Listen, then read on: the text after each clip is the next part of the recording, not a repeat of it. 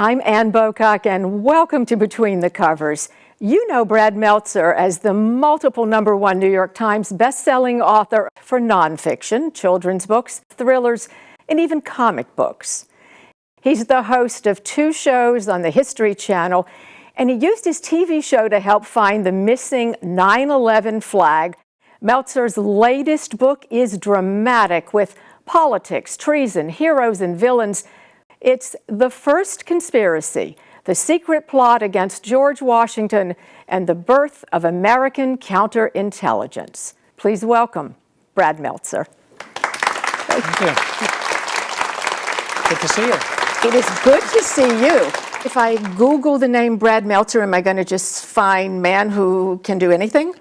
No, you will find a man who has had slow hair loss over many years. That's what you'll find. Okay. The time frame for this book is the brink of the Revolutionary War. So it's one of those where George Washington really is in the right place at the right time, because who would have thought? And I want you to give me, he lacks military experience at this point, but his character is more than outstanding. Can you talk about these 2 parts? Yeah, let's start with it. This is the title's actually changed since the one you have. It's now called The First Conspiracy: The Secret Plot to Kill George Washington, and that's how I heard about it at first. I found it in the place where all the best things are found, is in the footnotes, and I saw it and I was like, a plot to kill George Washington? Is this real? Is this something that the internet made up? Like, what is it? And I was so obsessed with it, I put it in one of my thrillers as like a paragraph, just mentioning it. But I couldn't shake it. Nearly a decade goes by, and I went to Pulitzer Prize-winning author Joseph Ellis, who wrote one of the great George Washington biographies. And I said, you ever heard this story? Is this true? And he's like, I heard bits about it. He didn't know much about it. And he said to me, here's the thing. He's like, what you're looking for is, this is a spy story. It's a plot to kill George Washington. And he said, you can find out to this day how many slaves George Washington owned. You'll never find all his spies. So what you're looking for, Brad, is going to forever be elusive. But he said, you should take a crack. He's like, if you find something, it's going to be an amazing story. If you don't, you're going to have an adventure, so have fun. And I teamed up with Josh Mensch, who I work with on our TV show. And it was a real story. And it was a real story that George Washington, at the height of the Revolutionary War in 1776, found out about a secret plot to kill him. And when he found out about it, he rounded up those responsible, took one of the main men responsible, he hung him in a gallows in front of 20,000 people, the largest public execution at that point in North American history. It made a point. Right? George Washington brought the hammer down, said, do not mess with me, I'm George Washington, I'm going to be on the money one day, right? That's not a direct quote, but, they're close enough. He said, I'll be on ye old money one day. But what I saw, and to your question, is this moment of, he's not perfect. His own men are turning against him. What happened and how is this possible? And so what became this detective story to find out who was trying to kill George Washington, you will see all that in The First Conspiracy, also revealed exactly what you said, which was his character. And it was amazing to me because we all know George Washington. We see him on the money every single day. But we oddly know the least about him as a person. He's not like John Adams, where he wrote letter after letter to his loving wife, revealing exactly who he was and what he believed. He was very cards close to the chest. Wasn't like Jefferson, who wrote his feelings out. And Washington is oddly this, he's become someone who's, we've dipped him in concrete, we've built statues to him, but we know nothing about him. And in The First Conspiracy, you get to see him on that day where he's betrayed by those closest to him. You get to see the man who we think has everything, who's the great leader of our country, and he's scared for the first time. And it becomes this real story, as you said, of character, and I think a vital one. His character is front and center in the beginning of the book, especially. We know the story of the kid that chopped down the cherry tree and couldn't tell a lie, but he actually had, what was it he wrote as a boy? The 110 rules of civility. Yeah, I mean, this was a rule book that when he was, this is when he's a kid, and he copied all 100+ rules, hand wrote them all out. And they're the craziest rules you've ever heard of. One is like, don't pick your teeth while you're eating, don't spit on people when you're talking to them, a good rule for all of us. But also one's about being a good person, about being a good man. And one of the things you see, even just fast forwarding through the book, is you see when he's a leader of the military, one of the things that's so important to him is he doesn't like gambling, doesn't like prostitution, doesn't like anyone drinking, doesn't want anyone. You have to be a proper gentleman. He was raised as a proper Virginian gentleman, and he tried to bring that civility to the military. Now, we like to think of ourselves as, all proper, grown men and women.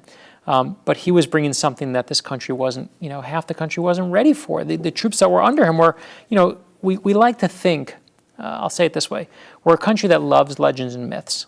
We're a country that's founded on legends and myths. And the legends and myths we love most are our own. That's what we love. And we like to think of this country as the Revolutionary War happened, and we were a ragtag group of soldiers. We had no gunpowder. We had no shoes. But man, we just joined hands and we took down the greatest fighting force ever known on the planet, the British military. It's a great story. It doesn't mean it's the true story. And Can we talk about that a little bit? Because you mentioned the military. The military presence at this point, there are states militias. We don't have this organized military. And who is showing up? You're naming them. They're farmers and they're criminals. Right, they're criminals. They're people who are drunk. They're people who are really young suspiciously. There's people who are really old suspiciously. People who are just in it for the money. So we love to tell this story of we all came together. We're no different than we were today. We hated each other. We were diverse in every way. We're fighting at all levels. One of my favorite stories in the book is when you see in Harvard, and you have the Massachusetts militia is there, and another militia comes through, the Virginians come in, and they start fighting because the Marbleheads, the Massachusetts militia, starts making fun of the Virginians because they have a frilly uniform. We're not wearing the same uniforms. Most people aren't even in uniforms, wearing work shirts. And a fight breaks out, and now the two sides of our own military are trying to, throttle each other. George Washington comes in on horseback, grabs two of the big guys, is shaking them and saying, "Stop it! Stop fighting!" And this isn't just a great story; it's a metaphor for where we are back then. And we think right now, oh, we're a culture divided. We were always like that, and it's over time. And you see throughout the book us slowly come together. But in that beginning, we're all these different cultures trying to kind of come together, but it never working as easily as we think it does. The action really starts to take place when we move up to New York City. And New York is the polar opposite of morality in this time. To this day. But it really went against anything that George Washington believed in. You have figures in there. I don't know how many prostitutes, but there was a bar on every corner, and liquor was everywhere. It was a wild place. Yeah, no, you thought that Times Square was crazy back in the 80s, but we went and found not only the liquor consumption of New York. Now, don't forget, George Washington's coming from Virginia, from this proper family that he learned and was raised under and figured out his name, lost his brother, lost so much, but gained in people he worked for culture and how to be a proper Virginian, how to be a proper man and sit properly with all his 110 rules. And then he walks into New York City, some of the highest alcohol consumption, prostitutes on every corner. We actually found in the book exactly how many prostitutes there were, and it's like a third of the city. It's some crazy number because all the military's in New York. We like to think of the fight in Boston, we think of Philadelphia, but it's New York City where the fight first takes place. And the red light district is called? It's called New York, is what it's called, right? And the alcohol we even found, you'll see how strong the alcohol was, is so much stronger than what we drink today. Because there was no television to watch, there's no internet to surf or Facebook to go on. This is what they have. And George Washington sees this and he's truthfully horrified by it. And he has his daily orders, his general orders that go out with his commands for what you should do. And he has to come to this chaos and bring order. So of course, first it's like, let's make regiments, let's make people who are in charge, let's figure that. And then it's like, no more gambling, no more playing cards, no more rolling dice, no alcohol. He's like the den mother. trying to make this ragtag group not kill each other, not be drunk all the time. You have these people who are coming from the South who are seeing this for the first time, church-going people, and you have the churches right next to the prostitutes. I mean, literally almost right next to the bar on church land, because that's what's making money, because all the men are coming to town, and guess what they want to do? And I think it's a very important way, especially as we look at our culture today, that we have to tell our real history, not just the one that sounds good and makes us feel good. This secret plot, I'm not giving anything away because it's there in the title. Washington gets wind that there is a secret plot against him. First of all, how come I didn't know about this? Yeah, no, that was my first question, right? It's like, you're telling me this guy tries to kill George Washington, a whole big plot, and nobody knows about it? Why is that even possible? How is that even possible? When I went to Joseph Ellis, we figured out that no modern book is even written on the subject. And then we saw when the hanging was. The hanging took place of one of the main people responsible on June 28th, 1776. Guess what was happening next week, right? The first draft of the Declaration of Independence comes in. It is signed, basically a week and a half later. The British are literally coming. It's chaos. And in the midst of all this, Washington's own men turn on him. Now, again, we don't know why it gets lost to history, but we know this. The tribunal to hang him was secret. It was a secret tribunal that no one knew about, not open to the public, found by Washington. When Washington got wind of it, he created his own committee on conspiracies. It was a secret tribunal made of John Jay, Gouverneur Morris, and Livingston as well. And these three men were eventually in charge. That's how much he trusted everyone. Three people in charge of ferreting out information, using interrogation techniques, using all the counterintelligence that we know today in the CIA and the FBI. It all started here. We like to think of the OSS as the precursor to the CIA, but it was actually in 1776 in this Committee on Conspiracies where they were secretly trying to ferret out who had turned and who had switched sides. You mentioned John Jay. John Jay, I look of it as the justice, the first Supreme Court justice, of course. The first Supreme Court justice. He's in intelligence now. He's the leader of the intelligence movement. He had a real knack for intelligence, even as a kid. He was a kid back then. And in fact, to this day, the work he did was so important that there's a room at this moment in CIA headquarters in Langley, Virginia, that is still named after John Jay, the father of counterintelligence. And when George Washington, when it saved George Washington's life, when all is said and done, Washington says to him, you can have any job you want. Whatever, when he's president, any job you want, it's yours. And John Jay says, I'm going to take the Supreme Court. No dummy. Takes the good job. But he's known forever after that as the great jurist. But this part is all hidden. What we were able to do when we researched the book, what Josh and I were able to find, is we actually found the transcripts of the secret tribunal when they hung Thomas Hickey. And that's when you're like, oh my gosh, this is all really happening. We were able to find the letters and say, okay, here's the date of when the trial was. Now let's see the letters that are written on that date. And we can see the people who worked for Washington. Washington never wrote about it, always quiet about it. The next day, rounds up 20,000 people and hangs them in front of everyone. But his letters are just quiet. Why? That's your question, right? Why do we not know about it? It's the height of the Revolutionary War starting. What do you want to portray in that moment? Strength. You want to show strength. And in that moment, the last thing that George Washington wants to show anyone is that his own men have turned against him. And to me, that's why it gets lost to history. But when we were able to find the letters and find the trial and find the tribunal, the world and the universe in that moment started coming back into focus. When you and Josh were figuring all of this out, did you ever let yourself think a step further, like, what if this plot really did happen? How do you not, right? I mean, we all have seen Back to the Future and what happens when Biff gets the sports book, right? All of history changes in that moment. Now, that's the sports book in Biff.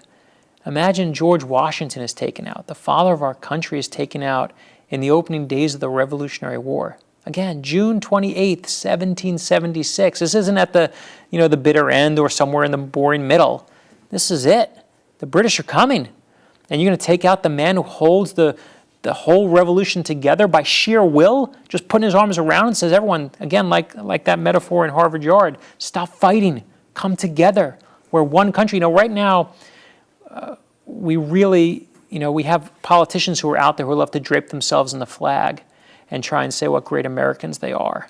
There was no flag back then. There was no United States. George Washington helped build it, right? There was no flag that he could drape himself in. He just had his own decorum and his sense of justice and kindness and generosity of spirit to lead him. What we have today in America are politicians. We all know there's a big difference between a politician and a leader. And I don't care what your politics are, on both sides, what you need to do is we need to have less politicians and we need more leadership in this country. This book shows you that. What I found interesting was how smart George Washington was. First of all, there was no word for counterintelligence. That didn't even exist. We didn't even have decent code breakers. Yeah, right. He had secret codes coming in. At one point, you'll see in the book, one of the first traitors he finds who switched sides. And I won't ruin who it is because it's fun when you read it. But they switch sides, and they find this letter written in secret code. They open it up, they figure it out, but they're like, we need a code breaker. They don't even have any code breakers. Right. They literally are like, anyone in Massachusetts know how to crack a code? They bring people in. And the word counterintelligence, we all know it today. It was invented in World War II. That's where the word is actually used for the first time. But it's during 1776. It's during this plot to kill George Washington where we see what counterintelligence really is. We see civilians operating as civilians, just as we do today, not military people, operating to figure out who's infiltrating our country, who's switched sides, using interrogation techniques, detective techniques to ferret out this information. It all starts here in this plot. And that's the amazing thing. And then George Washington goes from there, and as you said, is so smart, slowly builds his own private spy ring, uses the Culper ring. The Culper ring, right? which is, that I was familiar with, but not the fact that John Jay was in, this was interesting. Yeah, well, really a couple of years ago, many years ago actually, I got a call from the Department of Homeland Security. And they asked me to come in and brainstorm different ways that terrorists could attack the United States. And my first thought was, if they're calling me, we have bigger problems than anybody thinks, right? I mean, I was like, you think the country's crazy right now, just wait. But I was honored to do it. But I asked them, why me? Why'd you pick me? Traced it back through history to a man named George Washington. And George Washington, as you said, had the Culper ring, his own private spy ring, made up of regular, ordinary people, right? And why? Because Washington knew, everyone knew his military leaders, but he knew no one looked twice at an ordinary person. And I love that idea. And I said to my friend in Homeland Security, wouldn't it be cool if you found out that George Washington's spy ring still exists to this very day? And he said to me, what makes you think it doesn't? And I said, that's a good idea for a book. So I wrote a thriller, literally a fictional thriller called The Inner Circle, based on that idea if George Washington's spy ring existed today. And it was there that I started finding out about this real plot and what he was doing back then. It was in the research that I found all the stuff that made the first conspiracy come to life. You did a lot of research for Dover Air Base. Yeah.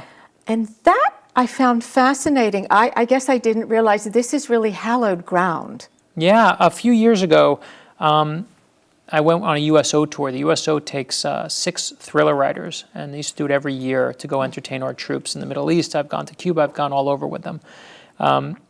And it was there that Dover Air Force Base, when I was in the Middle East, came on my radar. And we all know Dover, even if you don't know it by name. It's where those flag-covered coffins come off the plane when our fallen troops return home. And we've all seen those pictures. And I thought, truthfully, I'm going to go to Dover. I'll write about it. It'll be interesting, and I'll write a book about it. I'll write a thriller about it. But when I got there, I was humbled, Anne, because what I saw is that the men and women who work in the mortuary there would spend 12 hours rewiring someone's jaw, smoothing it over with clay so that a family could see their son one last time, rebuilding someone's hand because a mother specifically says, I want to hold my son's hand one last time. These were the best of us working on the best of us. And I said, these are what heroes look like. Again, not politicians, this is what a hero looks like. And I decided when I started this book, The Escape Artist, to write about the men and women who work at Dover. It was an incredible opportunity. They gave me unprecedented access. And when I went to them, I gave them the plot, and I said, here's the plot. I want a body to come into Dover. There's a thriller writer in me, not the nonfiction writer in me. I said, I want a secret note to be kind of on someone's body. Maybe it's a tattoo. Have you ever seen something like that? Anyone ever do a note? And they said to me, actually, if you're on a plane and the plane is going down and you write a note to yourself and you eat it, that depending on speed and how high up you are, that the liquids in your stomach could actually protect the note on impact. And I said, that's a really cool idea. He said, it's not an idea. It really happened. And he told me the story that a body came into Dover, they opened up the stomach, and they pulled out a note that someone had written and eaten, a member of the military. I mean, it's an unbelievable story. And that's what the plot of the book is. The book opens up and Zig, our hero, opens up a body. The note he finds inside someone's stomach is actually much more mysterious. It says, Nola, you were right, keep running. And he realizes this body on the table, that he thinks is Nola Brown, is not really dead. Nola's actually alive. She's on the run. She's the escape artist. I just ruined chapter 1 of The Escape Artist for you, but it's only chapter 1. Okay. But that's the book, and the book takes off from there, but it was all based on my time at Dover Air Force Base. Well, you talk about heroes at Dover. The other heroes that you have are in your illustrated children's books, which I love. You're up to 15 now? Yeah, Maybe I I've think lost count. 16 All right, now. we have Neil Armstrong and Sonia Sotomayor, Harriet Tubman, Jackie Robinson. You have a new one that will be coming. But did you start writing these for your kids? Yeah, no, I was selfish about it. I had kids and was tired of them looking every day at loudmouth athletes and people who were on Instagram taking their clothes off and reality TV show stars. I mean, I was like, that's fame. And being famous is very different than being a hero. I wanted my kids and my nieces and nephews to have better heroes to look up to. And so we started with, if I tell my daughter Amelia Earhart flew across the Atlantic Ocean, my daughter's not impressed. She's like, big deal, Dad. Everyone flies across the Atlantic these days, right? But if I tell her this true story that when Amelia Earhart was 7 years old, she built a homemade roller coaster in her backyard. She took a wooden crate and put roller skating wheels on the bottom, came flying off of her roof down the wooden slats, went flying through the air. My daughter's like, oh my gosh, she's fun. She's amazing. And now Amelia Earhart is alive again. So we started with I'm Amelia Earhart, and I am Abraham Lincoln. We did I am Rosa Parks, and I am Albert Einstein. My son loves sports. I said, you want to know what a sports hero looks like? Meet this guy. I am Jackie Robinson. Yeah. And then we did I am Lucille Ball, because I wanted my daughter to have a famous person in entertainment who wasn't just famous for being thin and pretty. That Lucille Ball stands for the idea it's not just okay to be different, it's spectacular to be different. That's something to celebrate. And we did I am Helen Keller. We put real Braille in the book so you can close your eyes and read Braille with her. And something amazing happened as Donald Trump and Hillary, last election, were beating each other's heads open every day on TV. Something incredible happened with our I Am series. And it was 2 books took off. I Am George Washington and I Am Martin Luther King Jr. took off in sales. And it wasn't a Democrat or Republican thing. It was that parents and grandparents on both sides were tired of turning on the TV and showing their kids, politicians, what they wanted to show their kids were leaders. And they were using our books to fight back and using I Am George Washington to fight back. So we did I Am Jane Goodall and I Am Jim Henson. We've done, as you said, Neil Armstrong. We did Sonia Sotomayor. The newest one, I actually brought the first one. This is I Am Billie Jean King. Comes out this month, actually. When you're watching this, it will just be out. And we had Billie Jean King help us with this book and help us make corrections. And it was an incredible opportunity. You get to meet some of your real heroes. But I love that for us is that people buy our books to build libraries of real heroes for their kids and their grandkids and their nieces and their nephews. It is inspiring, and your own determination is inspiring. And if I can say this, we know you as the most successful author. You didn't hit a home run the first time that you were out of the gate. You had a couple of rejections. A couple, yes, more than a couple. My first book that I ever wrote got me 24 rejection letters. There were only 20 publishers at the time. I got 24 rejection letters. You're an overachiever. Right. I mean, they were writing me twice, I think, to make sure I got the point of a few people.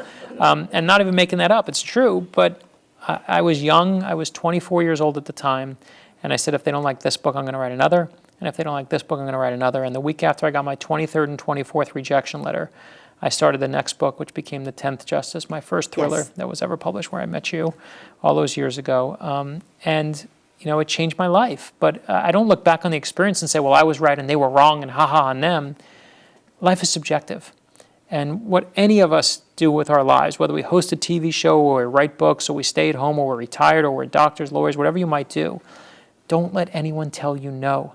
Don't let anyone tell you no. Whatever it is you do, the only way you ever find your dream, I don't care how old you are, where you are in your life, the only way to find your dream is you got to chase it, and don't let anyone stop you from that chase. Brad, our audience would like to get in on this conversation. Are you ready for some questions? Absolutely. Let's do it. Okay, let's do it. From everything that you did learn about President George Washington's character, what do you think he would tell us in this political climate today? I feel like George Washington would be embarrassed of where we are as a culture right now. I think he would be embarrassed. This is a man who spent years literally not going home so we could be together, so we could be unified. And when you have a leader who wants to unify you, it's much easier to be unified. And Lincoln is proof of that, and Washington is proof of that. We're starving for decency again. What we've done as a culture is whatever your side is, whoever's on the other side, we hate them. We hate those people. I've had enough of us versus them. And when you do those people, and when you single a group out because they are politically different from you, ethnically different from you, religiously different from you, or just because of where they live, you're doing it wrong. You're doing it wrong. And we need to get back to that word united. We've lost it. The story is about a deadly conspiracy, also the birth of counterintelligence. The backdrop is the signing of the Declaration of Independence, which makes this book so wonderful. The book is The First Conspiracy. Brad Meltzer, this has been such a pleasure. Oh, so good to see you. Please connect with us and join me on the next Between the Covers. Yes, thank you. Thanks so much. Love this.